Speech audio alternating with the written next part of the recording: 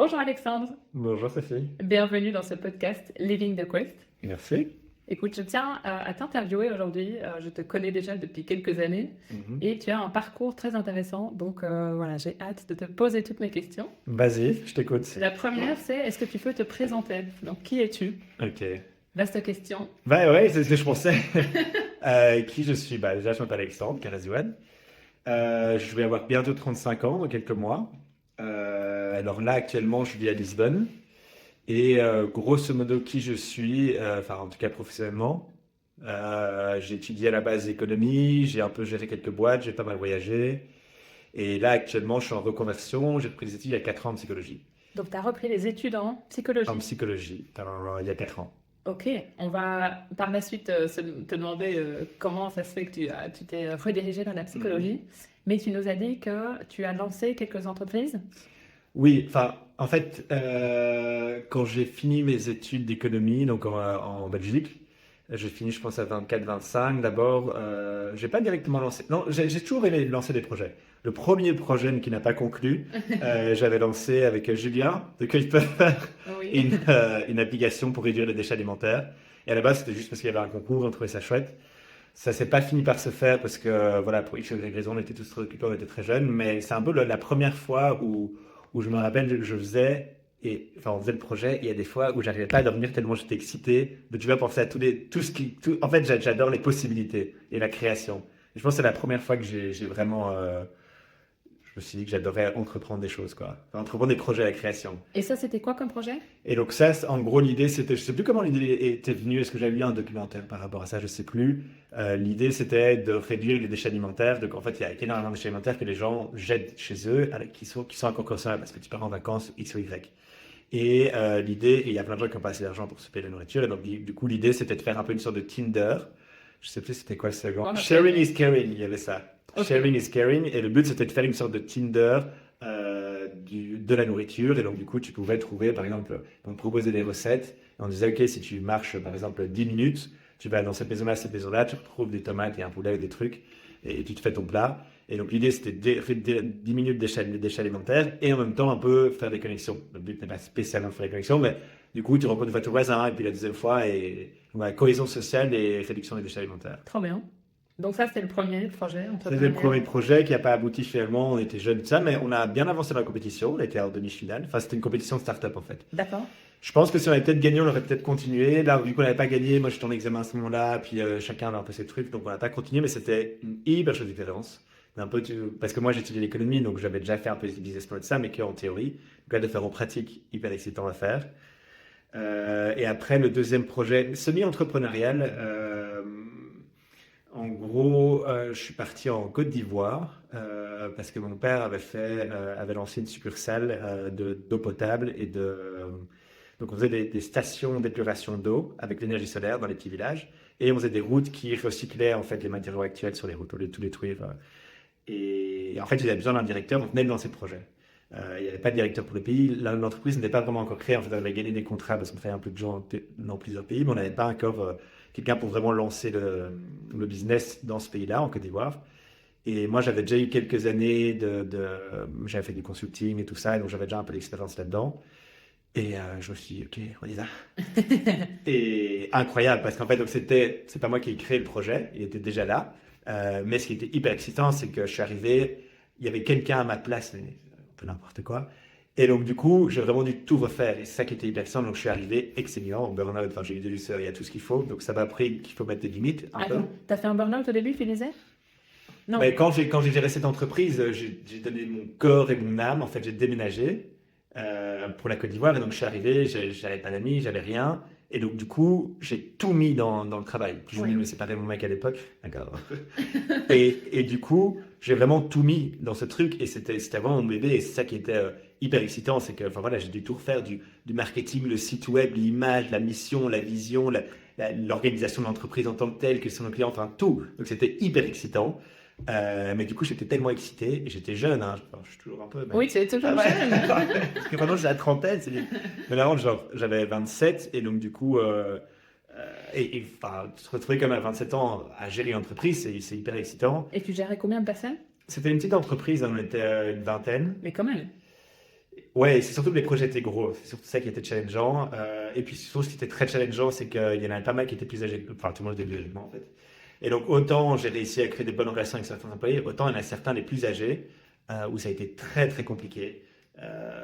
Parce qu'ils ne trouvaient pas capables et pour des raisons. Et ça, c'est, vous voyez, le choc vraiment de génération.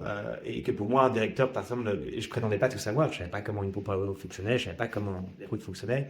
Mais pour moi, ce qui est important, c'est vraiment on peut séparer la gestion de la connaissance. Plus vous gérez, plus vous connaissez votre produit. Mais moi, j'avais la connaissance de la gestion. Et il y en a certains, lui, par exemple, un directeur technique, il dit, non, mais tu connais pas comment tu construis du béton. Là, oui, ok, bah alors explique-moi. En attendant, moi, je crée pas le béton. Ça, c'était un des gros challenges.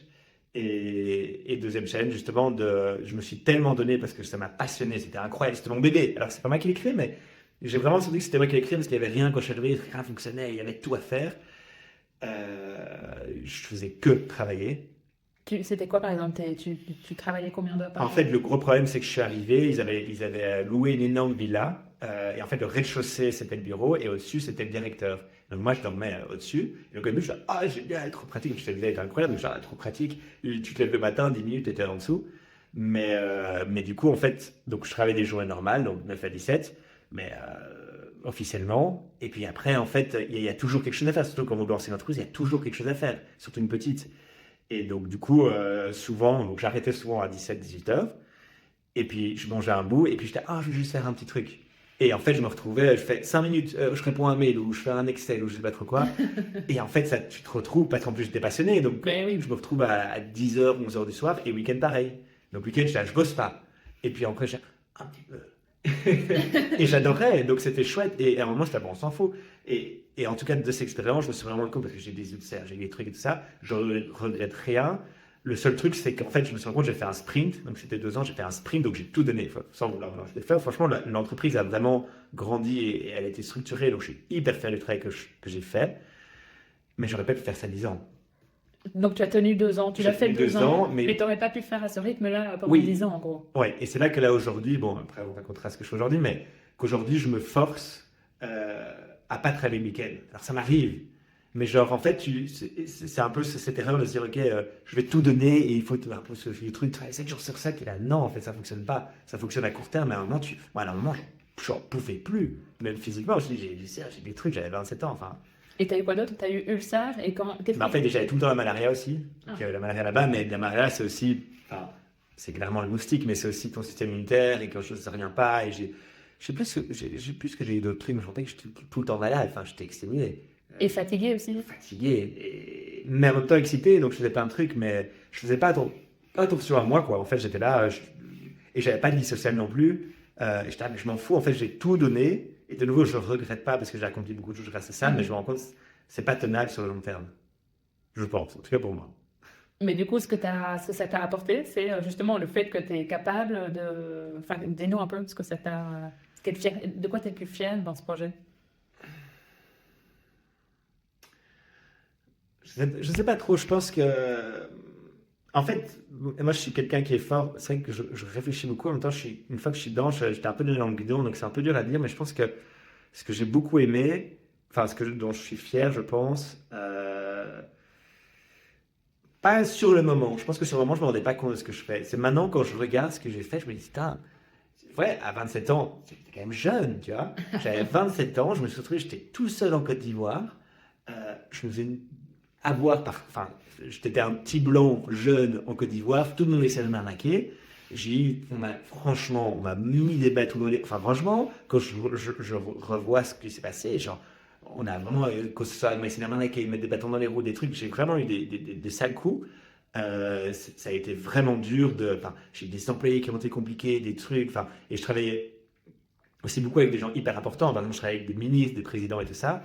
Et quand je regarde tout ça, je me dis, tiens, je suis fier, j'avais 27 ans et en fait, j'ai pas lâché. C'est ça que je suis assez fier. Genre, et en fait, je le faisais coûte que coûte. Tu vois, par exemple, je me rappellerai toujours, genre, toi, les ministres t'appellent n'importe quand. Je me rappelle, il y en a un, il m'appelle à 20h du soir, je me rappelle, j'étais là, putain, il m'appelle, qu'est-ce que le premier ministre. Enfin, c'est stressant, ton ministre qui t'appelle, t'es là, putain.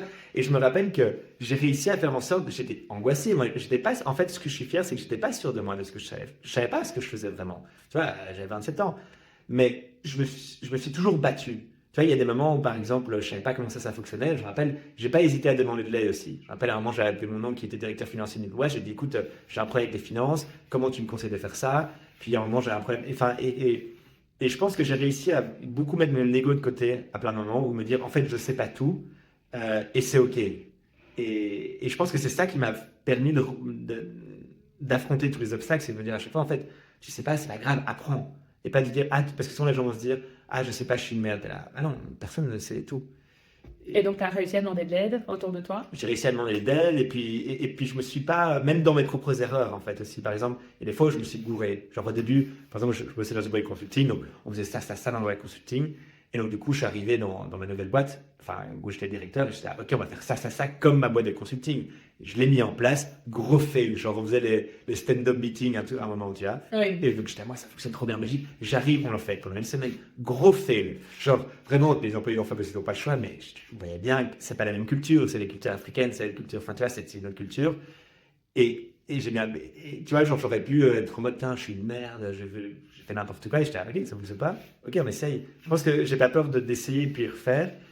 Et donc, je dis pas que j'ai tout fait parfaitement, mais à la fin de la journée, tout a réussi à fonctionner. J'arrivais à rectifier les trucs sans tout remettre en question et déprimer. Et les stand-up meetings, c'est quoi? Enfin, moi, je sais, mais comme ça, on sait. Bah, en On gros, comprend. c'était, je sais plus exactement, donc en gros, c'était. Chaque semaine, en fait, Nous, on le faisait tous les jours. Au début, on le faisait tous les jours. C'était, je ne vais pas du tout, mais genre tous les jours je pense que ce que j'avais introduit, c'était tous les jours à 16 heures. Chacun devait dire ce qu'il avait fait dans la journée, par exemple. ouais, les objectifs commerciaux, on en était, tout ça, juste pour que tout le monde se tienne au courant. Parce que j'essayais de créer une cohésion d'équipe parce que quand je suis arrivé, c'était hyper chaotique. Et, et puis, il y avait des gens beaucoup plus âgés et tout ça. Et donc, les gars, ils étaient là, tu nous fais quoi, là? Oui, ils étaient Debout cool. et pas. Et puis, toi, t'arrives et Oui. tu viens avec tes Et ça petites va règles. fonctionner et c'est pas grave, tu vois, mais j'ai Oui. juste été là en mode, ok, en fait, je pense que, non, ce que je suis fier et je pense que c'est, bon, mais regarde, pourquoi je réussis aussi mes projets, c'est que je suis assez flexible. Je me dis, ok, ça fonctionne pas, on fait autre chose. Et donc là, typiquement, dans cet exemple précis, vous avez fait autre chose que les stand-up et au final, ça a été au niveau de la communication. Oui, bah du coup, je sais plus exactement ce que j'ai fait du coup pour la communication. Bah, déjà, je faisais des réunions séparées. Au début, je faisais avec tout le monde. J'étais ok, je vais faire séparer. J'essaie de et ça a à chaque fois évolué, tu vois, en fonction des réunions. Je voyais en fait oui, dès que ça fonctionne pas, je fais un peu autre chose et Tu prends le feedback et puis t'adaptes. voilà, c'est ça. Je pense que c'est assez, parce que ça a l'air bête de dire que tu es fier de ça, mais franchement, quand je l'ai vu, par exemple, j'ai eu un gros problème avec un directeur technique et lui, il prenait aucun feedback, aucun. Et c'est là que tu te rends compte que, en fait, c'est là que tu deviens bête. C'est pas quand tu fais une erreur, c'est quand tu n'avances plus, en fait, et que tu n'es pas prêt à prendre le feedback. Et c'est là que, du coup, tu prends pas le feedback, mais tu restes là où tu es. Et donc, franchement, je pense que c'est quand même une de mes qualités de me dire, ok, moi, je suis un peu nul. Et donc, ok, comment le faire mieux? En fait, très étrangement, mon manque de confiance en moi me fait énormément grandir. Parce que je me dis, ah, je suis pas ouf. Et donc, du coup, je vais me dire que je vais apprendre. Et je suis constamment en train d'apprendre. Et je dis, ah, je sais pas, c'est pas grave.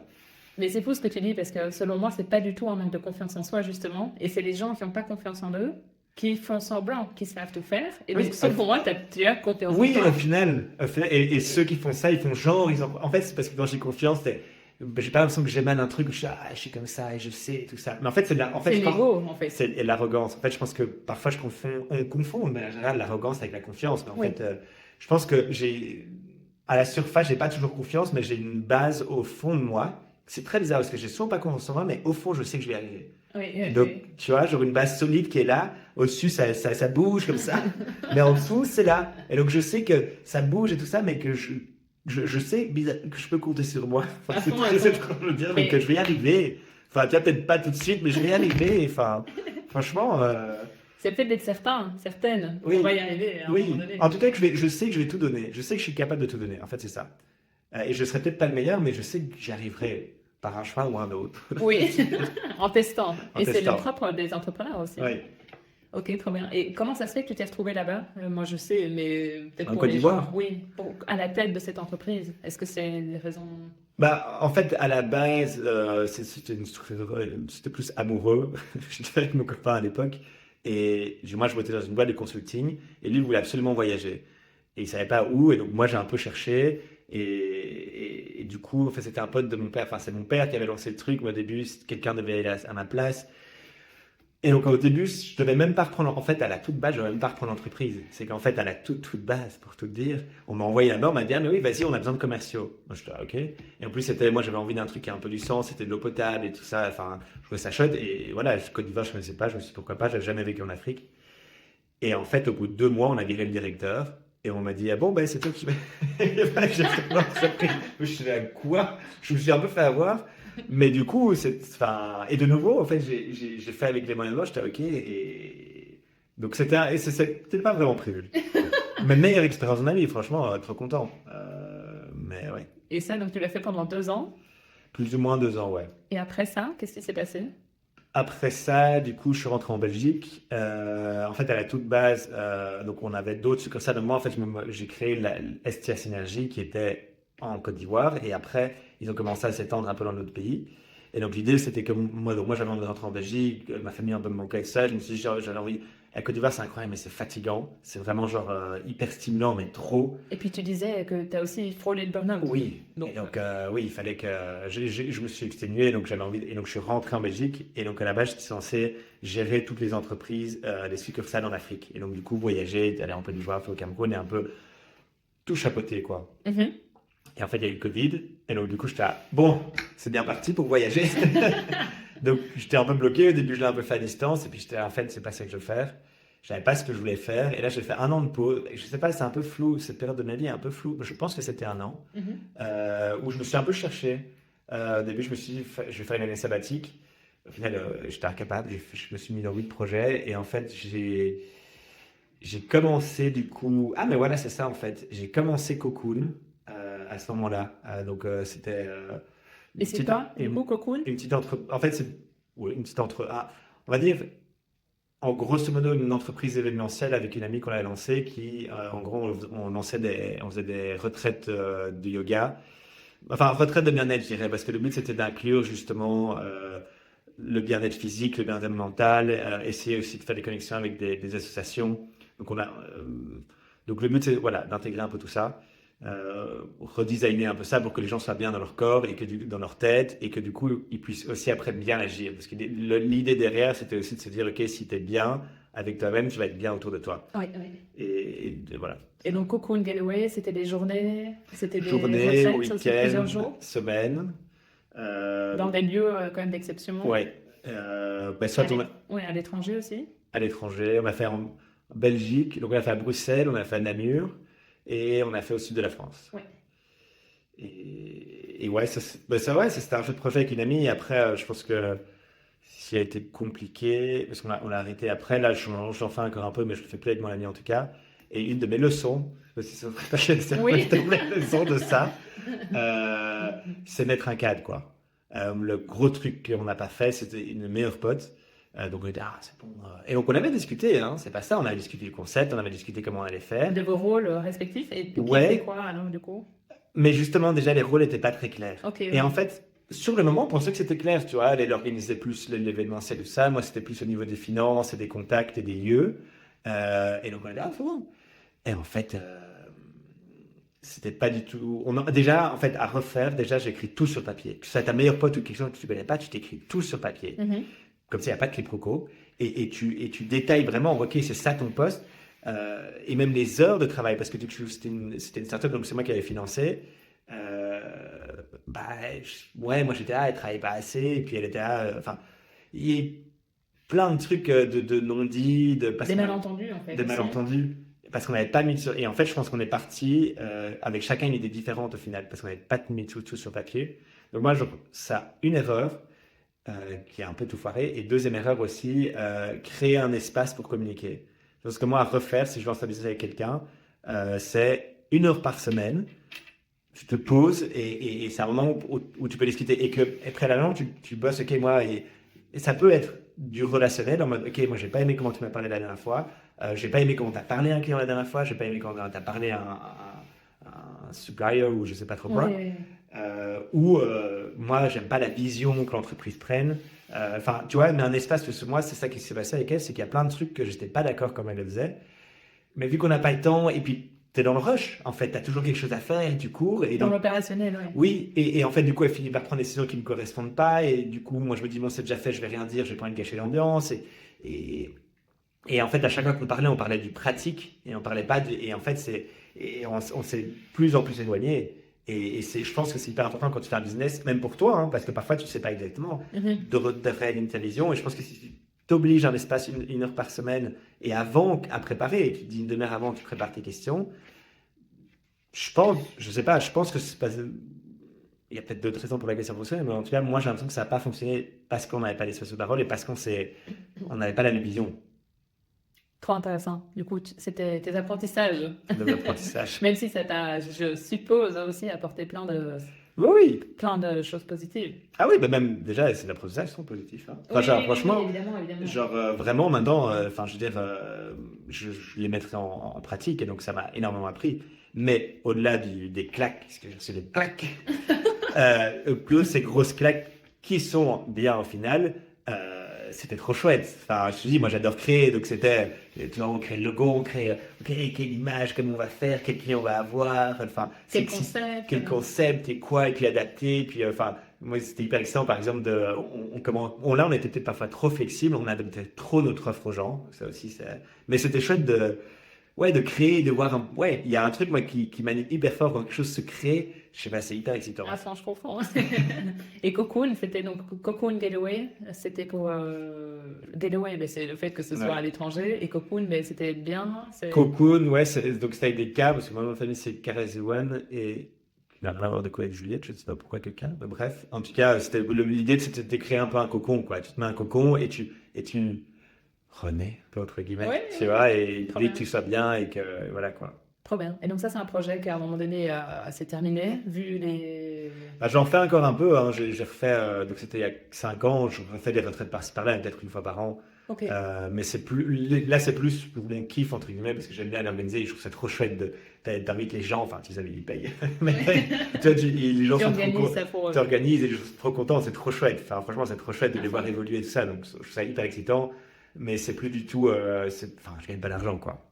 C'est plus pour le fun. Ouais, je gagne peut-être un peu, mais franchement pas grand-chose. C'est juste que parce que j'espère peut-être un jour le relancer. Mais donc je le garde un peu sous le coude et de temps en temps quand j'ai une opportunité d'un partenariat, genre là maintenant en fait dernièrement ce que je faisais souvent c'est que j'organisais des retraites et du coup pour plus me prendre la tête avec les finances, je mets tous les bénéfices à des associations. Et du coup il y a plus de stress parce qu'il n'y a plus les gens moi je veux ci, moi je sais, t'es là, oui mais on va donner une association et donc du coup il y a moins tu fais vraiment juste pour le kiff quoi. Ok. Et donc ça enlève beaucoup de pression aussi. Trop bien. Et donc, tu as Cocoon. Et est-ce qu'il y a eu d'autres projets entrepreneuriaux ou c'est suite à ça où tu t'es dit, bon, en fait, je vais me lancer en psycho, vu qu'aujourd'hui, tu es en... Ah oui, c'est pour ça que je disais ça. Mais comme je te dis, c'est un peu flou maintenant dans ma tête parce que c'était des années très... tu vois, je suis revenu en Belgique, j'avais géré société, puis je me suis séparé de mon mec, ça faisait 7 ans, ma meilleure pote, on ne se parlait plus. Il y a eu plein de... Toute ma vie a été chamboulée à 30 ans, en fait. Vraiment. Et donc, je pense que j'étais encore traumatisé. C'est encore un peu flou. Donc, je te jure, c'est plus dans l'ordre, mais... Non, mais il n'y a pas besoin que ce soit dans l'ordre, t'inquiète. Et donc, Alexandre, il y a une chose dont tu ne nous as pas encore parlé, et je me permets de te demander parce que je te connais un petit peu. Semlex for Education. Oui. Qu'est-ce que c'est? C'est vrai. Mais du coup, ça, je l'ai fait donc, dans cette année de gap, quand je ne savais pas encore ce que je voulais faire exactement et que j'avais arrêté l'économie, enfin, de gérer les entreprises. L'idée est venue quand j'étais encore en Côte d'Ivoire, que j'ai vu qu'il y avait un gros problème d'éducation. Et du coup, que ce soit, enfin oui, comme je disais, comme je te racontais la dernière fois, que ma femme de ménage, par exemple, ne savait pas lire, que ma secrétaire, elle avait étudié le droit, mais elle n'avait pas eu le temps de finir ses études parce qu'il y a des grèves et tout ça tout le temps. Enfin, il y avait un gros problème d'éducation. Et pas de motivation. C'est ça aussi ce qui est fou. Les gens étaient motivés, mais il n'y avait pas un système. Donc, du coup, je vais créer une école à la base. Et après, il s'est fait que je suis rentré en Belgique et donc, du coup, c'était compliqué à lancer le truc à distance. Et donc, non, pendant 6 mois, on avait mis en place le truc. Finalement, ça ne s'est pas fait et je me suis dit, OK, j'ai envie de faire quelque chose. Et donc, ce qu'on a fait, c'est qu'en fait, je me suis rendu compte que tu as déjà plein de projets partout. En fait, tu as plein d'ONG. Je me suis dit, on ne va pas réinventer la roue. Et donc, on va, avec Semlex, donc c'est une entreprise familiale qui fait des documents d'identité. Ce que je me suis dit qu'on allait faire, c'est que dans tous les pays où on travaille, donc on travaille dans pas mal de pays en Afrique, c'est quand on voit des chouettes projets, on va les financer. Et donc, du coup, il y a 3 volets. C'est financer les projets financièrement, leur donner de l'argent, créer des événements aussi. Donc en Belgique, on a une scène événementielle qui est assez chouette et tout ça. Le Château de Riviera, si vous voulez aller voir. On mettra le lien aussi. Oui, donc voilà, plein de liens. Et en fait, là, on fait organiser des mariages, tout ça, mais pour les ONG qu'on soutient, elles peuvent venir faire. Mais en fait, c'est pas que du crowdfunding, ça peut être, elles font des événements de crowdfunding, elles font des événements pour se faire connaître, elles font des team building aussi, donc c'est leur donner un chouette endroit. Elles ont accès à ce lieu. Elles ont accès à ces lieux gratuitement. Mhm. Et qu'est-ce qu'on fait aussi? Un peu de marketing, on les aide. On a quelqu'un de marketing qui peut leur faire des flyers, des sites web et tout ça. Pour être visible. Pour être visible. Et le dernier volet que je n'ai pas encore mis en place, mais que je veux mettre en place petit à petit, c'est parce que là, on a 10 projets qu'on soutient, donc des ONG différentes. Et l'idée, c'est de, peut-être une fois par mois, une fois tous les 6 mois, de les rassembler et qui créent des synergies entre eux, quoi. Au lieu d'être un peu en compétition constante, c'est voilà, on s'entraide et crée des synergies parce que tous les projets qu'on soutient, c'est dans l'éducation, mais c'est hyper large. Ça peut être de l'éducation dans la pure éducation pour les enfants, ça peut être on fait des programmes aussi dans les prisons. Enfin, le but, c'est juste de donner de la connaissance aux gens, mais peu importe laquelle et peu importe à qui. Oui. Et donc, du coup, tous ces trucs, même si en fait, tous les projets sont hyper différents, mais ils se rejoignent. Et toi, le but, c'est de faire justement, de créer du lien entre. Créer du lien aussi gens-là. en plus. Ouais, et du networking pour eux aussi, et pour, voilà. Et comme je te dis, ce volet n'est pas encore développé, mais ouais. C'est affaire à suivre. Affaire à suivre. Mais Semlex for Education est déjà actif depuis des années. Et donc, si on veut être donateur, on peut aller sur le Si site. vous voulez être donateur, après nous on ne cherche pas tellement de... Enfin oui, vous pouvez toujours donner de l'argent. C'est Semlex qui finance en fait. Ok, d'accord. Mais vous pouvez donner de l'argent. Ok. Mais c'est surtout aussi si vous avez des projets que vous voulez financer, ou en tant que bénévole et tout ça. Voilà, de toute façon vous pouvez aller voir notre site. Si vous voulez aussi donner dans les associations directement qu'on soutient. Parce qu'on avait fait notre petite... Enfin, il y a plein de ONG bonnes, hein, je dis pas que... Mais parfois, parce que j'ai déjà travaillé dans des ONG qui travaillent avec des ONG justement, et il y en a plein qui veulent bien faire mais qui sont un peu inefficaces. Et donc du coup, l'idée aussi, c'est de... Moi, en tout cas, toutes celles que je connais, c'est pour ça qu'on en a peu. Là, on n'a que 10 parce qu'on les sélectionne, ou c'est vraiment des gens que je connais, avec qui soit j'ai travaillé, ou via, ou on va pas donner... vous pouvez postuler. On ne donne pas à n'importe qui, dans le sens que on veut être sûr qu'il y a un vrai effet, quoi. Oui, un vrai impact. Tu as fait une sélection, en gros. Oui. Et en allant sur le terrain aussi. En allant sur le terrain. Ok, donc à cette période-là, gros changement à 30 ans. Ouais, donc du coup, et là, en fait, maintenant, je me souviens, parce que c'est vrai que tu me demandais quand ça serait que j'ai repris les études de psycho.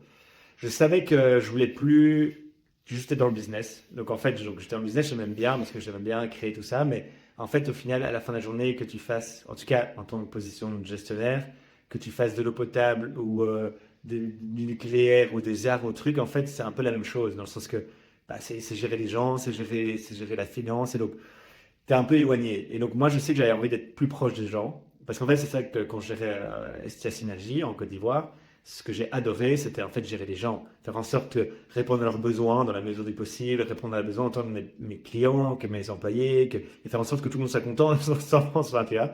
Et même, je dis, moi, pendant ces 2 ans, parfois, j'avais plus l'impression de gérer une cour de récré qu'une entreprise, tu vois. Et donc, je sais que j'avais envie d'être plus proche des gens et travailler directement avec les gens, mais je ne savais pas encore quoi. Je ne voyais pas du tout reprendre des études, je ne vois vraiment pas.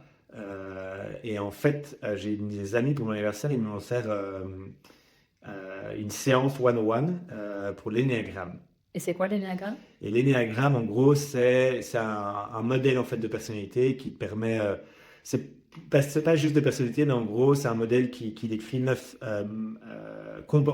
bases? 9 bases et donc 9 manières de voir le monde en fait. Et de ces 9 manières de voir le monde et d'interagir avec le monde, t'as genre, je pense, 600 personnalités différentes. Okay. Et donc c'est hyper intéressant. Et en fait, ils m'ont offert un one-on-one. Je ne connaissais pas du tout, mais ils savaient que j'aimais bien un genre de truc déjà de base. Et j'ai trouvé ça incroyable. Enfin, j'ai fait l'entretien et j'étais c'est incroyable. Vraiment, genre, j'étais hyper excité par ce truc et je dis ok, vas-y. Et donc là, j'ai commencé à faire la formation juste pour moi. Au début, c'est juste pour moi. Et je l'ai fait parce que j'avais pas de but en tête. C'est vraiment juste, j'étais là, j'adore. Et donc tu t'es formé à ça? Je me suis formé au début personnellement. Donc en fait, en tout cas là où je l'ai fait, avant de faire la certification professionnelle, tu dois faire de la façon 5 fois 2 jours de développement personnel. où tu apprends ta base, tes sous-types, tes trucs d'interaction. Mais donc, au début, c'était vraiment juste, j'ai trop envie de savoir plus. Genre, j'ai fait l'entretien avec la fille, puis j'ai fait les 2 jours, et puis au bout de 2 jours, je me suis directement inscrit pour la suite. Enfin, et j'avais trop envie de savoir. Enfin, je sais pas quoi, mais j'étais trop excité. J'étais juste excité. Je me rappelle. À l'époque, on était coloc hein, pour la petite À histoire. ce moment-là, on Je était sais pas coloc. si c'était à ce moment-là, mais Possible, je sais que ça a ouais. été un des sujets Ouais. qui te passionnait. Ah, mais j'adorais. Et en fait, c'est un peu de fil en aiguille, ça s'est fait. Donc j'ai fait, puis je me suis dit, je vais faire des certifications, puis j'ai fait des formations d'hypnose. Et en fait, tous ces trucs m'intéressaient trop. Mais je savais pas. Et en fait, je me voyais pas coach, je me voyais pas. Je sais pas pourquoi. En fait, plus j'apprenais, plus je trouvais ça ouf. Et plus j'avais ce truc, j'avais envie de savoir aussi un peu plus de savoir académique. Parce qu'en fait, toutes ces formations, je trouve qu'elles sont ouf, donc tout ce qui est coaching et tout ça, j'ai adoré. Franchement, j'ai appris 1 million de trucs, mais c'est beaucoup plus pratique, on va dire. Donc, du coup, tu peux directement agir, mais tu n'as pas tellement la théorie psychologique derrière. Et même dans le néagramme, moi j'adore, et je donne des formations de néagramme, et je trouve ça génial, mais il manque la base théorique dedans. Donc, c'est un peu un raccourci qui est bien, hein. Mais en tout cas, moi, personnellement, et je dis pas hein, que chacun fait ce qu'il veut, mais moi, en tout cas, personnellement, j'avais envie d'avoir cette base un peu académique, scientifique. Et d'aller plus en profondeur, d'en savoir plus, en Ouais, fait, oui, j'imagine. c'est ça. Oui, parce qu'en fait, oui, j'aurais pu lire des livres de psycho, mais autant moi, je me rends compte, je suis très bosseur, autant tout seul, je bosse pas. Enfin, dans le sens que si j'ai pas un objectif, genre par exemple, j'ai plein de livres de psycho que j'aurais étudié en dehors de mes cours, je ne lis pas. Alors que mes cours de psycho, j'étudie tout. Ou par exemple, quand je gérais mon entreprise, je bossais comme un malade, mais tout seul, autodidacte comme ça, à lire mes livres de psycho, non. Et c'est du coup à ce moment-là où tu t'es dit, ok, Et là, je vais étudier la psycho. ben, je pense que j'ai fait 1 an où j'ai fait plein de formations, de la PNL, coaching, et j'ai adoré. Et après, j'étais là, c'est pas assez. Il me fait. Et en fait, ma plus grande sœur, par hasard, après des études aussi, de psycho, et elle a commencé ça. Et puis j'étais un peu jaloux, et j'étais là, attends, elle le fait. Elle était plus âgée que moi. Et puis après, je me suis dit, pourquoi pas. Et j'avais un peu peur. Alors, j'avais déjà fait des études universitaires, mais j'avais fait étudier l'économie. C'est quand même très différent. C'est plus au niveau matheux et je suis toujours considéré non littéraire. Tu vois, et que, alors que j'ai fait presque maintenant 10 ans d'études universitaires, donc je dois avoir de la mémoire quelque part. Bah oui. Mais j'ai cette croyance que je commence un peu à diminuer, mais cette croyance que j'ai pas de mémoire. Et j'ai réussi économie, mais économie, c'est des maths. Donc, c'est pas de la mémoire, c'est de la logique. Donc, enfin, il y a un peu à apprendre, mais c'est surtout une fois que tu as la logique, tu arrives. C'est des maths, enfin, et donc, pour moi, retenir des textes, retenir de la connaissance pure, littéraire, parce que c'est ça la psychologie, c'est beaucoup de concepts, c'est beaucoup d'auteurs, c'est beaucoup de. C'est impossible. Et c'est comme pas possible quand j'ai fait ce truc. Du coup, j'ai tout donné, j'ai fait les grandes listes. Donc, Attends. Donc, comment ça se fait que tu t'es inscrit déjà? comment je me suis inscrit? Enfin, tu t'es dit, ah, mais je vais faire Je sais psycho, plus. et tu t'es dit, mais je m'inscris. En et fait, puis, t'as commencé en vrai, j'ai toujours voulu faire psycho. Quand j'ai fait mon bachelier en économie, après mon bachelier, je me rappelle, j'ai rencontré des meufs de psycho et j'étais trop jaloux. Et puis je me suis dit, c'est trop tard, j'ai déjà 22 ans où je peux pas reprendre. Enfin, mais vraiment, je me suis dit, trop tard, je suis obligé de continuer, donc je vais continuer l'économie. Mais c'était déjà dans ma tête. Ok. Et en fait, c'est plein d'éléments. Déjà, il y a toujours eu ça dans ma tête, et aussi, c'est des stéréotypes de genre. C'est pour les femmes, la psycho, et d'ailleurs, 90% des gens étaient des meufs dans mon auditoire, et en économie, 90% étaient des hommes. Donc, Oui. mais donc voilà, stéréotypes de genre que j'assumais pas et tout ça. Et ouais, de fil en aiguille, de faire toutes ces formations que je trouvais ouf, et de voir ma sœur le faire. Et donc, tu t'es inscrit.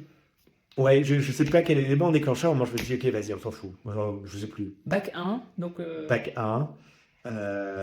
Et ouf, un peu terrorisant quand même, parce que au début je suis arrivé, j'étais le vieux, j'arrive dans l'auditoire, tout le monde me voit. Enfin, mais à 18 ans, on oublie, ils ont des têtes, ils ont des bébés, ils ont des gros joues, et donc je faisais tâche, quoi. J'étais vraiment là, qu'est-ce que je fous là?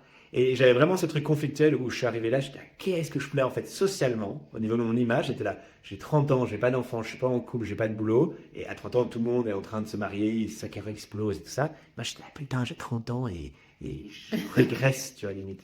Je suis avec des gars de 18 ans qui me laissent la place dans l'auditoire, enfin. Mais, ça c'était plus l'ego qui parlait, mais j'étais dans l'auditoire, et je me rappelle, il y a même certains cours où je pleurais. Parce que j'étais là, putain, c'est pour moi, quoi. Genre, tous les cours, j'étais là, tout ce qu'il disait, je buvais les paroles, j'étais là, j'adore, quoi. Et donc, il y avait vraiment ce truc de conflictuel où j'avais honte, et en même temps, j'étais là, c'est moi, enfin, je suis obligé. Il y avait un truc qui, je sais pas comment dire, mais que j'étais là, c'est pour moi, quoi. C'est une révélation. Et donc, tu pleurais de joie, tu disais? Pas de joie, mais je dirais que surtout c'était soit en première après, au moment, pas de joie, de compréhension de certaines choses. Genre, je me rappelle, j'avais une prof de philo qui était incroyable. Et je sais pas, je sais plus dire ce qu'elle disait maintenant, mais il y a des fois, je me rappelle, elle parlait de la philo et de la remise en question du monde, parce que la psycho, c'est de la philo appliquée au final. Euh, et parfois, il disait des trucs et je sais pas, ça me touchait directement. Et en plus, je pleurais, tout j'étais le vieux. Donc j'étais là, non, non. Mais ça me touchait, en fait. Elle disait des vérités, des trucs qui me faisaient comprendre des choses. Et je sais pas, plus de bonheur ou de compréhension, ou d'apaisement ou de. Ouais, je sais pas. Ou même quand Mais, j'étudiais, parfois j'étudiais mes cours et il y a des trucs. Je sais pas, ça me parlait en fait. Ça me touchait parce que j'avais. Enfin, je sais pas. mais t'étais enfin là où tu voulais être. Oui, peut-être, c'est ça. En fait, peut-être c'est ça, je dis oui. Bon, je suis peut-être enfin à ma place. Et vraiment, genre, je dis ça à des amis, et je leur dis, ouais, c'est un peu kitsch, mais j'ai l'impression d'être enfin à ma place. Parce que même si avant je réussissais ce que je faisais, c'est même pas le mec qui s'appelle, c'est même pas pour ça, c'est parce que je bossais. Je dis pas que je suis surdoué, mais j'ai toujours réussi ce que je faisais parce que je me donne à fond. Et je me rappelle quand j'ai arrêté justement de gérer les entreprises, on me dit, mais quoi, pourquoi tu fais ça, t'es brillant là-dedans, tu dois continuer. Et j'étais, ah ouais, mais en fait, j'y arrive, mais j'aime pas. En fait, j'aimais bien le challenge, mais c'était pas moi. C'était pas moi, en fait. Tu vois, d'être en réunion avec que des hommes alpha, hétéronormés, enfin, enfin, rien contre, pour hétéro, mais, mais cette énergie masculine et trucs, oui, enfin, j'étais là, c'est pas moi, quoi. Parler des meufs comme si c'était n'importe, enfin, là, t'es là, parler que d'argent, enfin, c'était pas moi. Et ouais, et là, j'étais là, putain, c'est moi, quoi. Merde, et je me fous, je suis un psycho et je suis un mec, et je suis dans merde, enfin, ouais. Trop bien. Et donc là, maintenant, t'es en quelle année? Donc là, je rentre en cinquième master, enfin, deuxième année de master, du coup, donc c'est 5 ans, psycho. Et là, je fais ma dernière année. Et tu n'es plus à Bruxelles? Et là, par amour, de nouveau, il y a des Mais patterns c'est qui se ça. répètent.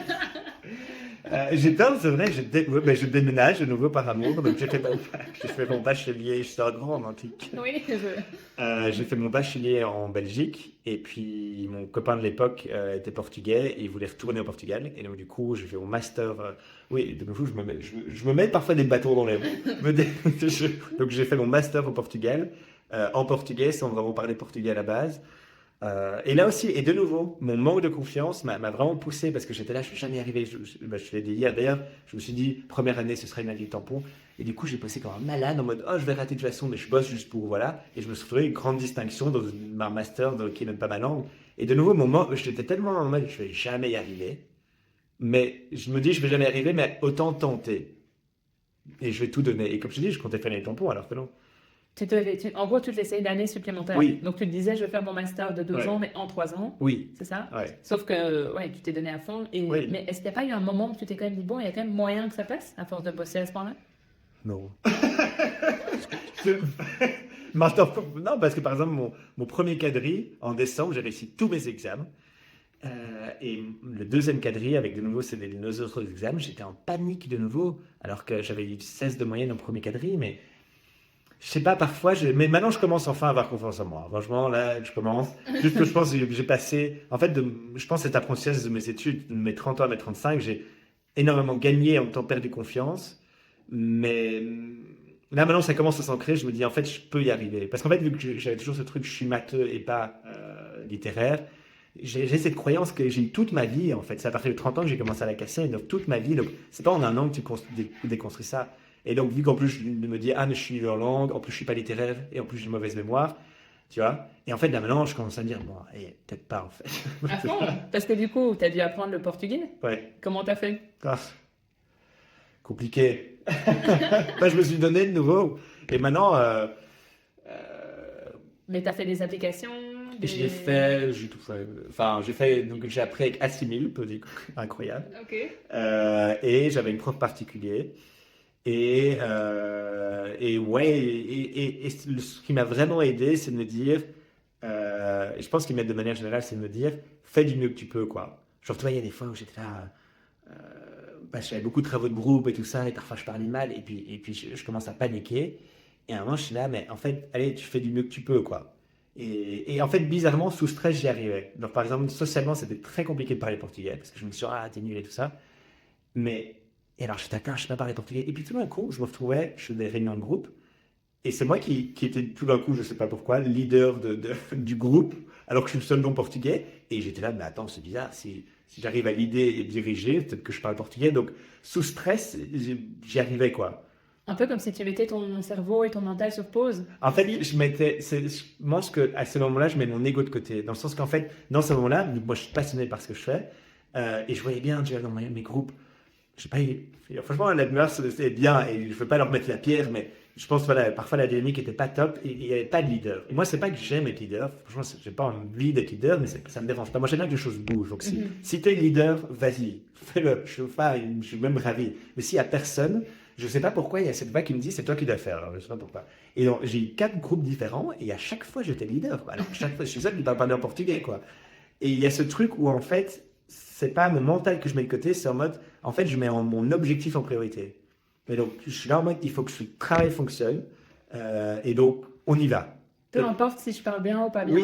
ou par la porte ou par la fenêtre, Oui. on y va, on atteint cet Et objectif. ça se met, et je te jure que je parlais, alors peut-être pas assez dans ma tête, mais j'ai l'impression que tout d'un coup je parlais portugais, et puis après j'allais à une soirée, je parlais plus portugais, j'étais, mais c'est bizarre quoi.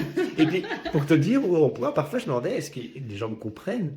Et même parfois je répondais à des examens, et j'étais, mais elle va pas comprendre, et puis je réussissais, j'étais, ah bon, elle a compris. Enfin, Oui, je pense que je me mets en mode survie, tu vois, et comme quand j'ai resté en prison en Côte d'Ivoire, il y a plein de trucs que je savais pas, mais j'étais là, en fait, tu peux compter que sur toi. Je me dans l'entreprise, j'étais le seul directeur, on a dirigé ancien, et j'étais là, j'avais 27 ans, j'avais pas toutes les clés pour gérer l'entreprise, mais j'étais là, en fait, t'as pas le choix. Et donc, du coup, j'étais là, en fait, vas-y, quoi. Ouais. Et ça va finir par se mettre, quoi. Et c'est ça qui s'est passé à chaque fois. Oui, en fait, je pense que je mets toujours en fait, l'objectif prend le dessus.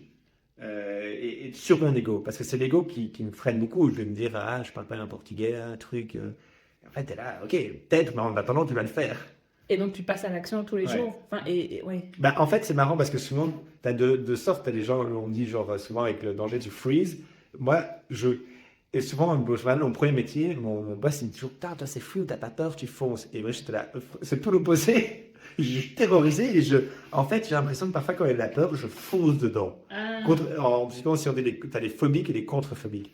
Et donc, moi, j'ai de la phobie, mais je suis contre-phobique. Donc, en fait, j'ai tellement peur que je fonce dedans pour Le traverser au plus vite. oui, même que je voyais quand j'ai commencé le kitesurf, je savais pas comment faire et je fonçais dedans, les amis étaient et une tornade était là, je disais oui mais on ne réfléchit pas, tu vois, c'est un peu, je fonce dans le tas et on verra au pire. En fait, j'ai toujours préféré me planter que ne pas le faire et ne jamais savoir ce qui va se passer. À fond, tu préférais passer à l'action et Oui. chaque fois plutôt que Oui. d'avoir des regrets. Oui, parce que là, tu dis, bon, ça allait peut-être pas fonctionner, mais ça allait peut-être fonctionner. Et au moins, si tu as fait de la main, tu sais que. Et franchement, au final, même, j'ai vraiment j'ai eu des échecs dans ma vie, mais il n'y a rien où je me suis.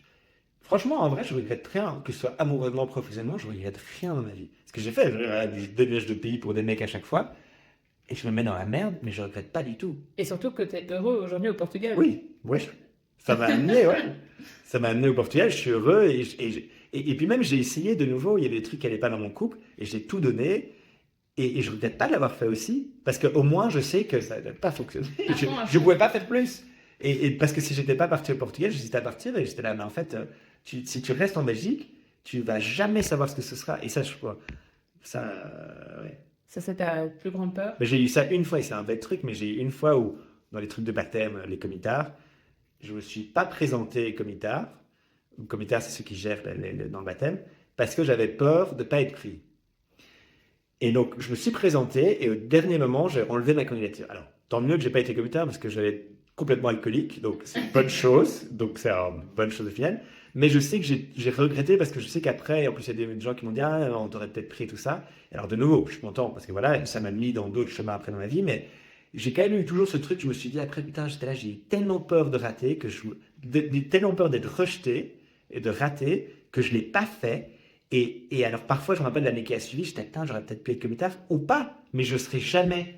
Oui, et c'est un bête truc parce que franchement, on s'en fout, mais depuis ça, je me dis franchement, plus jamais rester avec un rêve potentiel. J'adore. Non, et c'est vraiment ça que je transmets sur ce podcast aussi. C'est voilà. C'est pour ça que j'ai voulu t'interviewer. C'est parce que c'est horrible de se dire à la fin dit qu'est-ce que ça aurait été si j'avais fait ça et si j'avais fait ça et d'avoir des regrets, de se dire ah ben en fait j'ai jamais osé. Ouais. Et t'en as plein. Moi j'ai une amie un jour, ça m'a toujours choqué. Enfin c'est une amie d'un ami, je la connais pas hyper bien. Elle m'a dit cette phrase, moi je regrette tout dans ma vie. C'est Je regrette, voilà, un peu dramatique aussi, mais je regrette tout dans ma vie. horrible. Et c'est ça, je pense que là, au moins, ouais, quand tu as essayé, franchement, moi, j'avais pas de regret à part ce truc de comitard qui est même pas, enfin, c'est un bête truc, mais Mais au moins, ça t'a donné le déclic. oui, Et heureusement que t'es que comitard, Oui, pas c'est autre ça. chose. ouais. Trop bien. Et du coup, tu parles des conseils qu'on t'a donnés qui t'ont aidé. Est-ce qu'il y a d'autres phrases comme ça, des mantras ou autres qui te poursuivent, enfin pas qui te poursuivent, mais qui sont toujours près de toi? Ben, c'est un peu, mais je l'ai dit, mais je pense que je l'ai pas dit jusqu'au bout, parce que moi, il y en a un que j'aimais bien, les Dalai Lama. Il disait, il y a quelqu'un qui interviewe le Dalai Lama, il lui demande, bah, comment vous faites, enfin, il y a les gens, l'adulte, tu vois, donc il fait une conférence, il y a plein de gens et tout ça. Et il dit, mais vous ne stressez pas quand on fait des conférences, et il y a eu personnes qui sont là en train de boire vos paroles et attendre que vous parlez la parole divine. Et il disait justement un peu ça, ce truc de faire le son mieux. Il disait, mais en fait, il dit, moi je suis pas sûr de ce que je fais.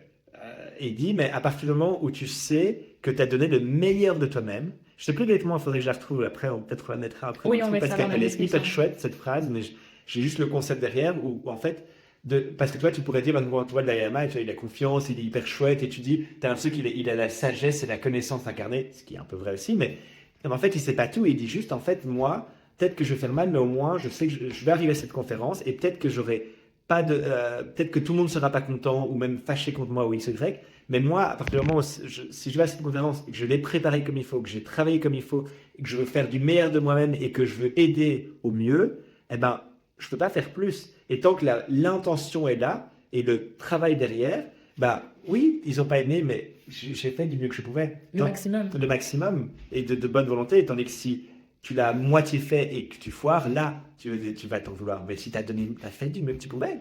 Et de toute façon, il y aura toujours des gens qui vont prendre et qui ne vont pas prendre. Et ceux qui ne prennent pas, tant pis. Mais toi, tu as fait ce que tu pouvais. Donc le Dalai Lama Le Dalai Lama. est toujours à tes côtés. Ouais. Ouais, oui, souvent, ça me revient. Je me dis, putain, parce que ça peut être même dans la vie personnelle. Tu vois, moi, il y a des fois où je sais pas, je vais dire quelque chose à quelqu'un, je me dis, putain, c'était peut-être pas sympa ce que j'ai dit, ou truc. Alors, parfois, j'envoie un message excuse. Ou parfois, genre, je suis là juste, ok, en fait, allez, je pense, j'espère être une bonne personne et je veux bien agir. Et franchement, en vrai, j'ai fait du mieux que je pouvais à ce moment-là aussi. Tu vois, parce que parfois, tu peux dire, ah, j'ai fait de la merde là-bas, mais en fait, non, allez, j'ai fait du mieux que je pouvais à ce moment-là parce que j'ai déjà mal agi dans ma vie et je m'en suis voulu et je me suis dit, en fait, à ce moment-là, c'est le mieux que je pouvais faire. Et le mieux que je peux faire aujourd'hui, c'est ne plus le faire et s'améliorer. Oui, donc tu as beaucoup d'autocompassion aussi. De plus en plus, peut-être. Ouais, oui, c'est ça. Ouais, je pense. Ouais, parce qu'avant, pas seulement, justement, là, j'apprends à me dire, ok, en fait, tu fais du mieux que tu peux. Normalement, je fais du mieux que je peux, que ce soit professionnellement ou personnellement. Parce que même là, je vais être psychologue, j'aurai des patients et ça m'angoisse parfois. Je sais, putain, et puis je suis là, mais en fait, allez, je vais faire du mieux que je peux pour les aider. Et je m'améliorerai petit à petit. Et je serai de mieux en mieux, mais en fait, je vais donner tout ce que j'ai à donner. Il y a une phrase que j'aime beaucoup, c'est aussi il vaut mieux fait que parfait. Ouais. Ça rejoint en fait Oui. ce que tu dis. Oui, mais parce que si, même par exemple, là, en tant que psychologue, genre, il faut que je me pratique pour être bon. Donc, si je pratique jamais, donc il faut que je fasse. Et alors, oui, ce sera pas parfait, mais ça va devenir de plus en plus. Et tu le fais et tu. Et comme tu disais, c'est l'intention qui est la Ouais. plus importante. Si ton but est d'être le plus performant, d'aider au Ouais. mieux les personnes, ben, ça va devenir la réalité. Bah oui, et enfin, moi, en fait, j'ai commencé à avoir cette pensée-là quand j'ai commencé à être formateur Enneagramme, où j'ai quand même beaucoup étudié l'Enneagramme. Et la première formation que j'ai faite, j'étais un méchant imposteur, je peux pas faire ça. Et puis à un moment, j'étais là, ok, franchement, fais-le. De toute façon, bon, c'était trop tard, il y avait des gens. Et j'étais là, ok, fais du mieux que tu peux, tu vois.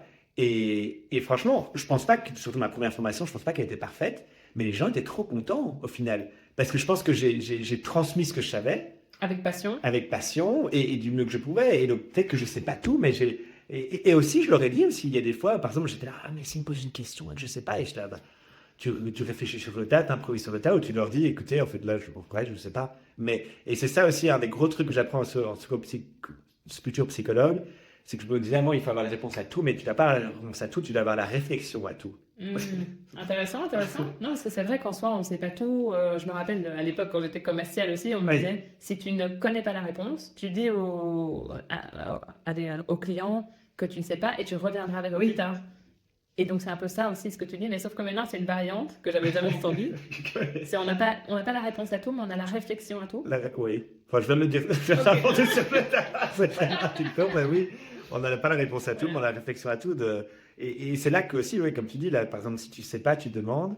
Tu te dis que tu sais pas et c'est OK, en fait. Oui. Et souvent, les gens vont se dire, OK, si je sais pas, je suis bête, mais c'est l'inverse, en fait. C'est quand tu fais. Il n'y a rien. Je ne veux pas juger, il y a plein de bêtises différentes, d'intelligence différentes, mais il n'y a rien, pour moi, en tout cas, qui m'agace plus. Parce qu'en plus, ça se voit. Quelqu'un qui ne sait pas et qui invente. T'es là, gars, tu dis n'importe quoi. Et tu as l'air encore plus bête, en fait. Et ouais, parce que les premières fois, j'ai entendu des gens dire en mode, je sais pas, ça m'a même impressionné. Et tu vois, j'étais là, badass, tu vois, il est en mode, je sais pas, je vais voir. Et étrangement, il a l'air d'avoir même encore plus, et il a l'air même encore plus. Enfin, en tout cas, moi, j'ai cette impression, je putain, ouais, il a avoué ses limites, quoi. Et c'est ce qu'on disait tout à l'heure, c'est que quelqu'un qui assume qu'il sait pas tout, eh bien, a beaucoup plus confiance en lui. Magnifique! Et donc, juste pour revenir 2 secondes à l'énéagramme, tu disais, toi, Thérèse, tu nous as peut-être pas dit quelle base tu étais. Non. Et d'ailleurs, le Dalai Lama, est-ce que c'est Bouddha ou le Dalai Lama? Je pense que le Dalai Lama est ma base, justement. En fait, dans l'énéagramme, tu as des évolutions. Tu peux grandir l'énéagramme, c'est ça qui est chouette. Justement, les gens vont être là, tu te mets dans les cases, c'est tout l'opposé, c'est comprendre dans la case dans laquelle toi, tu t'es mis pour grandir. Et l'élévation maximum de ma base, c'est 7. C'est le Dalai Lama. Wow. La sagesse ultime. En tout cas, je tends. Genre, parce que je trouve que c'est ça, être un bon psychologue, pour moi, c'est quelqu'un de sage et qui prend du recul sur la vie. Il n'a pas la réponse à tout, mais il a la réflexion à tout. Oui, tu as inventé une citation. Et donc, ouais, je suis 7. Comme toi. Oui. J'ai aussi le potentiel de franchement, c'est Dalai Lama. C'est pas un hasard qu'on est en train de discuter de tout ça ensemble. Ok, donc incroyable. Donc là, aujourd'hui, tu es dans tes études de psycho, il te reste 1 an, tu parles couramment portugais parce que je l'ai vu, j'ai été témoin de ça. Et qu'est-ce qui te passionne en dehors de tes études et des projets entrepreneuriaux? Est-ce que tu es quelqu'un de sportif? Est-ce que tu as des routines bien-être? Qu'est-ce qui fait que tu arrives à avoir cette énergie-là pour faire tous tes projets, selon toi? Ouais, il y a un peu deux questions. Qu'est-ce qui me passionne et qu'est-ce qui me donne de l'énergie? Je ne sais pas. En tout cas, qu'est-ce qui me passionne? Qu'est-ce qui me passionne? Moi, j'adore le kitesurf. Ça me passionne d'être. T'es dans. Enfin, passion, je ne sais pas si. T'es dans la mer, t'es libre, et à chaque fois, je le fais, je suis terrorisé à chaque fois d'ailleurs avant d'y aller. Et puis une fois que t'es dedans, tu vas hyper loin, et puis t'es dans l'eau, enfin, mais hyper loin, différent que le surf. Donc j'adore cette sensation. J'adore l'amour. Mais du coup, justement, là, je suis célibataire, alors du coup, c'est bien aussi que je me rends compte que je suis quelqu'un qui me met à fond dans tout ce que je fais. Je me rends compte vraiment là maintenant, je commence enfin à me rendre compte, je fais tout à fond. Tout, que ce soit professionnellement ou personnellement. Et donc, c'est vrai que vu que j'adore l'amour aussi, je pense que je suis un amoureux de l'amour. J'allais le dire. Et en fait, j'adore donner de l'amour, j'adore recevoir de l'amour. Enfin, je trouve ça super chouette. Mais parfois, je suis un peu trop dedans. Et c'est vrai que, alors, j'étais 4 ans en relation. C'est pas pour ça que pendant 4 ans, j'ai plus rien fait. Enfin, j'ai pris une nouvelle langue, j'ai déménagé de pays, j'ai repris des études. Enfin, et j'ai fait plein de formations aussi à côté en plus. J'ai continué Coco. Donc, j'ai encore fait des trucs. Mais j'ai mis ma tête. Et on dit, je sais pas à quel point c'est vrai. C'est pas scientifique ce que je veux dire, mais on dit qu'il y a 2 choses. Tu peux te concentrer sur 2 choses à la fois. En fait, que tu as 3 sphères. Tu as la sphère professionnelle, amicale et amoureuse. Et selon certaines personnes, je ne sais pas si c'est scientifique, mais il dit que tu peux faire que 2 à la fois. Et en tout cas, moi, quand il a dit ça, ça m'a parlé parce que c'est vrai que là, ces 4 dernières années, j'ai mis professionnel et amoureux. Je ne dis pas que j'ai plus vu mes amis, mais j'ai plus investi dans mes amis ou des nouvelles personnes. Et là, je me rends compte, vu qu'en plus je fais les choses à fond, là, que ça fait que 2 semaines que je suis avec mon mec, et je rencontre déjà plein de gens. Enfin, c'est fou. Alors que j'ai rencontré des gens cette année, mais je ne les ai pas rencontrés. Enfin, même les gens vont vers moi. Enfin, c'est mutuel. Genre, je vais chez eux naturellement, et j'ai l'impression qu'en un an, personne ne m'a parlé. Enfin, les gens me parlaient, mais j'ai connecté avec personne. C'est trop bizarre parce que j'étais amoureux, truc. Donc, j'avais l'amour et le travail. Et maintenant qu'il n'y a plus l'amour, ça s'est fait tout seul. Hein, je n'ai pas réfléchi. Alors, je me suis dit, oui, bouge-toi avec qui rencontre des gens, mais je me suis dit, ça va être bizarre et tout ça. Et je te dis, une autre fois, je te dis, le truc avec un mec dans un magasin, enfin, ce que j'aurais jamais fait, on a connecté dans un magasin de vêtements, et je n'étais pas réfléchi, et donc j'ai l'impression que mon énergie, elle est là pour, enfin, j'ai plus l'amour, donc j'ai plus le professionnel aujourd'hui, donc Tu as créé de la place, en fait. J'ai créé de la place, ouais. Et de nouveau, cette sphère-là. Ouais. Mais ça s'est fait naturellement et c'est assez chouette. Et donc, du coup, voilà, c'est ça avec la passion de l'amour. Oui, là, du coup, oui. mais que tu peux aussi donner l'amour à tes potes, c'est ça qui est chouette aussi. Et qu'est-ce que. Je médite beaucoup. Je sais pas si je dirais que c'est une passion, mais c'est comme un exercice qui me saoule parfois. Mais je sens que ça me fait trop du bien, quoi. Genre, si je médite tous les jours, je suis trop heureux, quoi. Enfin, genre. Et qu'est-ce que toi, tu appelles méditer? Parce qu'il y a plein de manières de J'utilise une app, méditer. Headspace. Et j'aime trop parce qu'en fait, donc tu peux faire 10, 15, 20 minutes. Et en fait, à chaque fois, il te fait une petite leçon de vie, genre d'1 minute, sur tout et rien. Mais j'adore. Genre, souvent, j'ai un film. Donc, là, il me fait un peu réfléchir. Et puis après, en fait, c'est juste, tu te concentres sur ta respiration pendant 20 minutes, quoi. Et l'idée, c'est de. Parce que moi, je suis beaucoup dans ma tête. Donc, le 7 dans l'énagramme, il est mental, justement. Et je me fais envahir. Donc, par le positif et le négatif. Donc, mais du coup, quand c'est négatif, ça va pas. Et du coup, là, avec cet exercice, ça m'aide à justement, dès qu'il y a une pensée qui passe, il va laisser partir et se pas se faire envahir. Et franchement, ça change ma vie. Hein. Genre, tu le vois pas le jour où tu le fais, le lendemain que tu le fais, mais tu le fais, franchement, tu le fais tous les jours pendant un mois, ta vie est différente, quoi. Alors que t'as rien changé, quoi. Et si tu le fais plus, tu le sens directement. Ah oui, complètement, complètement. Et tu fais ça le matin, alors? J'ai fait ça le matin, parce que sinon, tu le fais pas. Mais Parce que c'est franchement, vrai. c'est chiant. Franchement, en fait, à chaque fois que j'y suis, je suis trop content. Mais j'ai jamais envie de le faire, quoi. Et si je le fais le matin, je suis encore frais, je le fais. Et en fait, le truc, c'est que mes journées, vu que j'ai fait plein d'activités un peu différentes en même temps, j'ai fait plein un peu de trucs sur mes études, mes trucs, j'ai toujours plein d'activités, et j'ai toujours mille trucs à faire. Et donc, du coup, si je me dis, je fais fin de journée, la fin de journée, il est minuit. Et donc, c'est bien, parce que au début, je me dis, je vais le faire fin de journée, ça va me reposer. Mais en fait, si tu fais ça, tu le fais pas. Et moi, je le fais le matin, je me dis, attends, je perds 20 minutes, mais ouais. Ça t'aide à gagner du temps dans ta journée, quoi. Oui, et puis pas être dépressif et pas être tali. Et te faire emporter par tes émotions négatives. À fond. Tes pensées négatives qui créent tes émotions plutôt. Mais Nous avons un expert face à nous. Mais donc, tous les jours, depuis, ça fait combien de temps que tu fais non, ça? après, en fait, j'ai commencé quand j'étais. C'est ça un projet dont on va parler. Je travaillais dans un incubateur social au Guatemala il y a 7 ans. Je sais plus, il y a quelques années. Oui, oui. Avant. Et c'est là que j'ai commencé la méditation, donc il y a 7 ans. Je dirais il y a 7 ans j'ai commencé, mais ça fait pas 7 ans que je fais tous les jours. Clairement pas. J'ai des périodes, quoi. Parce que parfois, quand tout va trop bien, parfois j'ai la flemme, mais je profite de la vie. Enfin, c'est quand même. Voilà. Donc Mais là, ça fait un mois que je refais tous les jours, et ça me fait trop du bien. Et je vais essayer de le faire tout le temps. J'essaye du coup de ne pas être extrême tout le temps, parce que quand tu mets trop de règles, tu ne les suis pas. Et donc, j'essaie maintenant de me dire, ok, je vais le faire pour tout le restant de ma vie, mais pas tous les jours. Genre, si je peux, je le fais au moins en semaine. Donc, le week-end, je le fais pas du tout. Je le fais que en semaine. Et si je peux, je me dis, allez, dans les grosses semaines, j'essaie de le faire au moins 1 ou 2 fois par semaine. Et comme ça, quand tu as un petit objectif, tu y arrives plus. À fond, et tu te sens moins. Oui. Enfin, tu te sens plus fier de toi. Du coup. Et tu n'abandonnes pas, parce qu'en fait, si tu fais tous les jours, tu le fais qu'une fois par semaine, tu vas abandonner. Et tu vas dire, je vais plus tout le faire. Tandis que si tu dis minimum une fois par semaine, tu fais déjà une fois par semaine, tu es content. Ouais, et puis tu augmentes petit à petit. Ouais. Et tu es flexible. Oui. De nouveau, comme tu disais. Ouais. Ok, et en parallèle de ça, tu fais du sport aussi? Je fais du sport, mais ça, c'est rien de. Ça, c'est pas ma passion. Je fais de la muscu, donc c'est pas très. Non, mais c'est important. Moi, j'ai de plus en plus des gens autour de moi, des amis qui me disent hyper important pour le mental, pour la santé Ça me fait du bien. Genre, je sens que je sors de là à chaque fois de transpirer, de faire du sport et puis de sentir bien dans son corps. Mais après, je dirais pas que c'est ma passion, parce que c'est la muscu, c'est pas. Mais ça me fait du bien, quoi. Je suis content de le faire.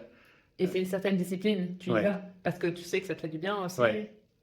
Ouais. Ouais. Et qu'est-ce que je fais d'autre? Bah, ça, et c'est tout. Et du wakeboard de temps en temps. Ouais. Un peu de surf, mais ça me fait un peu peur le surf. Là, je suis pas contrephobique pour le coup avec le surf. Je ne vais pas dans ma peur. Et oui, mon chien aussi. Et ouais, et j'aime beaucoup lire aussi. Lire aussi, ça m'aide beaucoup dans le mental. Autant, ça me fait du bien, parce que je trouve ça chouette de lire, c'est une distraction, mais je me rends compte que ça me décentralise, en fait. Parce qu'en fait, j'ai remarqué qu'en vrai, quand tu es déprimé, je ne vais pas accuser les dépressifs, j'ai déjà été plein de fois aussi, mais tu es très autocentré, en fait. Et le fait de lire te décentre, parce que souvent, c'est le meilleur facteur avec ta vie, donc tu te décentres et Tu prends de la hauteur. tu prends de la hauteur, et parce que je sais que j'ai découvert ça une première petite dépression que j'ai faite, j'avais genre 23, et j'ai commencé à lire, j'ai trouvé un livre par hasard dans une bibliothèque, j'ai pris le premier livre, franchement par hasard, C'était l'histoire avec un père et un fils. Celui m'a fait pleurer que j'ai découvert par hasard, donc c'était encore plus beau. Enfin, je trouvais ça trop chouette. À fond, j'adore ça. Et je me rappelle, je lisais dans le parc et c'était le seul truc quand j'étais en dépression qui m'aidait. Et Tu te rappelles du livre? non, mais il faudrait que je le retrouve, il était incroyable. On se trouvera le titre, comme ça on le mettra dans la description. Mais selon moi, il n'y a pas de hasard. Hein. Ouais, Mais c'est ça qui est beau, c'est que tu es tombé sur le livre dont tu as Ouais. besoin à ce moment-là. ouais, ouais. Et c'était un roman ou... C'était un roman, c'est l'histoire d'un fils et son père, et je pense qu'il y a quelqu'un meurt, je sais plus exactement, mais je sais que il y avait une relation très fusionnelle et très dure entre le père et le fils. Et peut-être qu'à ce moment-là, est-ce que j'avais besoin de l'amour paternel? En tout cas, je pense que j'avais besoin de protection et d'amour que je ne ressentais pas à ce moment-là, alors que j'avais un mec à ce moment-là, mais Bon, voilà. après, il y a la famille aussi. Ouais. Mais bon. Mais donc, ouais, la lecture... Ouais, la lecture, c'est là que j'ai découvert, j'étais, putain, ça aide quand même. Et de nouveau, parfois, j'ai la flemme. Parfois, tu préfères regarder Netflix que de lire un livre, qu'on se dit. Alors que ça fait beaucoup plus de bien un livre, c'est fou, hein, comment on fait pas toujours ce qui nous fait du bien. Hein. À fond, à fond. Mais on y revient quand même. Le fait d'en parler fait des bons rappels, de se dire Oui, oui. il y a la lecture. Oui, la mais, méditation. oui, mais c'est marrant comme ça. Alors, pas toujours, hein, mais je sais que oui, parfois je vais me forcer un peu, tu vois. Genre, parfois je me dis, allez, va pas te mettre devant le lexique, lis un livre. Et à chaque fois je le fais, je suis trop content. Comme quand je vais à la salle de gym, je dis, allez, vas-y. Je n'ai jamais regretté d'aller à la salle de gym, j'ai jamais regretté de lire un livre, tu vois. À Tandis fond. que tu regrettes d'avoir mangé toute une boîte de chocolat ou avoir fait Netflix pendant 6 heures. Ça t'arrive encore parfois, Netflix pendant 6 heures? Là, ça fait un petit temps. Ça fait un petit temps, mais pas il y a si longtemps. Il y a un an, je l'ai déjà fait. Hein, le passé, il y a des fois où, ouais, Tu binge-watches. tu commences à 10h, tu finis à 6h du matin, t'es là, putain, qu'est-ce qui s'est passé quoi. Super le week-end. Bon, après, ça fait du bien de déconnecter. Ça fait quand même un peu du bien à la fin. Oui, Genre, oui. parfois, t'as juste besoin d'assommer ton cerveau. Donc, Oui, oui. mais bon, Ok, incroyable. Ben, merci pour tout ce que tu nous as déjà partagé jusqu'à avec maintenant. plaisir.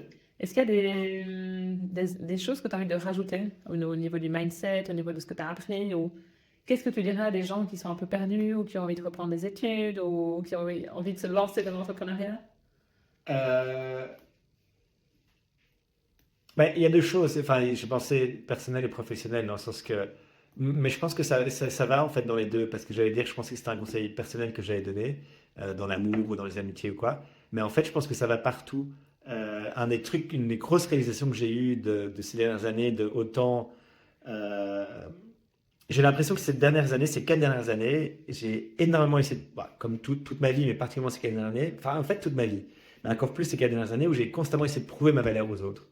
Que ce soit professionnellement, amicalement, sexuellement ou amoureusement, et que j'ai longtemps cherché l'approbation des autres pour trouver ma propre valeur. Euh,